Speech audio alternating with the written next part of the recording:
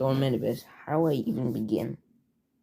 This game is one of the most controversial FNAF fan games in history, basically.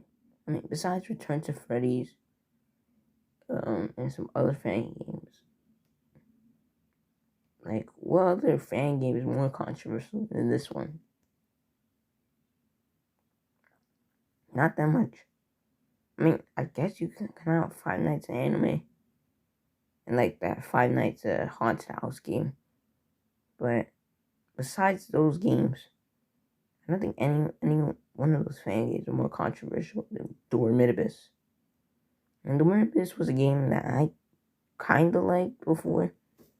Like in 2018, I didn't even actually know about this game's horror thing because I seen gameplay of it. That was just another cool FNAF game. I never watched it, seen the lore or anything. So I remember in like 2019, I made this custom paper craft of Garvey. But if I knew what I knew now, I would have never made it. This game is very horror and tackles heavy subjects. So if you don't want to watch this video, I don't blame you. So yeah, let's get into the game.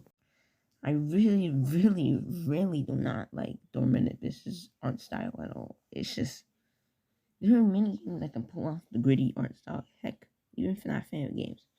GTA 4 is a good example of a good gritty game.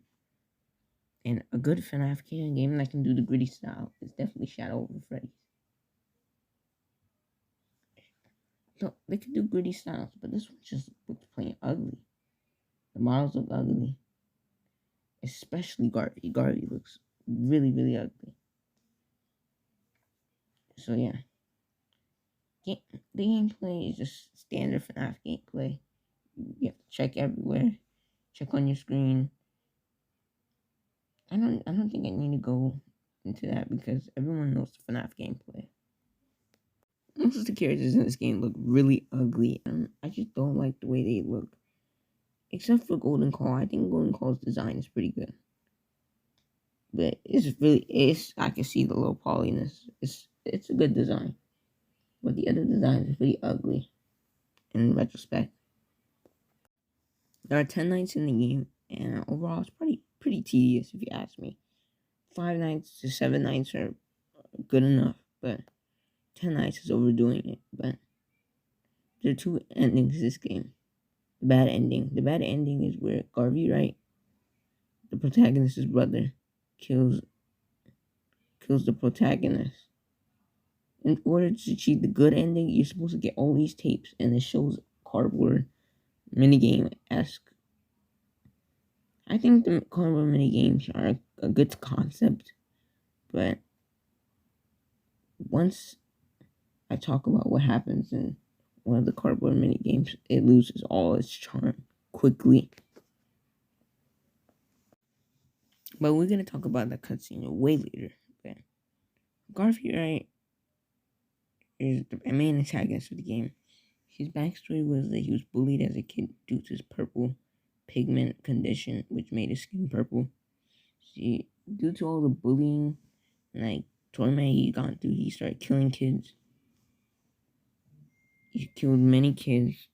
He killed from different locations, but they followed the protagonist and Garvey's father was the owner of the Cake Bear restaurant. But he ended up selling the restaurant, and it was rebranded into Freddy Fazbear's Pizzeria by Fazbear Entertainment. So, Purple Guy / Garvey went on a killing spree on many occasions, but since he didn't want this to backfire on him, he went to go free most of the spirits that possessed the animatronics. But one of the locations he went to ended up becoming his worst nightmare. He went there, he got trapped and went into the Spring Bonnie suit, and you know what happens. He basically got spring locked, and he got melted. He got combined into the Spring Bonnie suit, becoming Spring Traps. I mean, he's never called Spring Trap, but basically Spring Trap. In the end, Garvey Wright is actually dragged down to hell. He's dragged down to hell. And the rest of the souls of the spirits, the protagonist and the protagonist's brother, all go to heaven. Ending the game. Now, this game could have been a good story. Despite the visuals, despite the boring gameplay.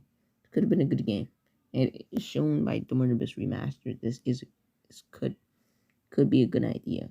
However, here are where the twisted elements come back into play. The worst part comes in the cardboard box theater,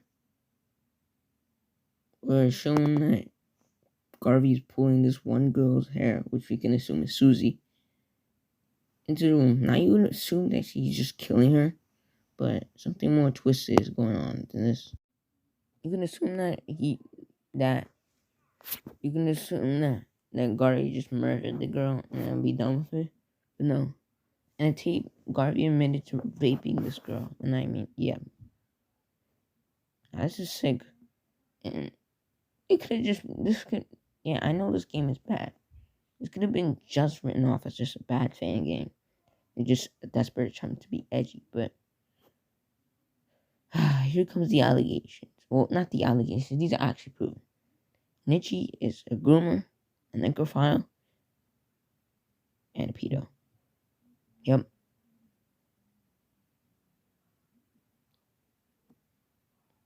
He's a sicko. This is an attempt at the creator basically being a horrible person and putting himself into the game. And yeah. This game is something else, man. Like, this game is horrid and horrible, but it has some redeeming qualities. And these redeeming qualities shine in Dormitabis Remastered. Dormitabis Remastered is a better version of the game without the pedophilia, without anything, without the controversy, scrapped characters, anything better. This hunk of junk that the original is. So, for that reason, I give the original misdirected trash. Yep, I'm not calling it garbage, I'm calling it trash, because that's what it is, trash, junk. Thank you all for watching. Bye. And we're gonna get to something more lighthearted than this. GTA 3. Oh yeah. Alright, see you. Bye.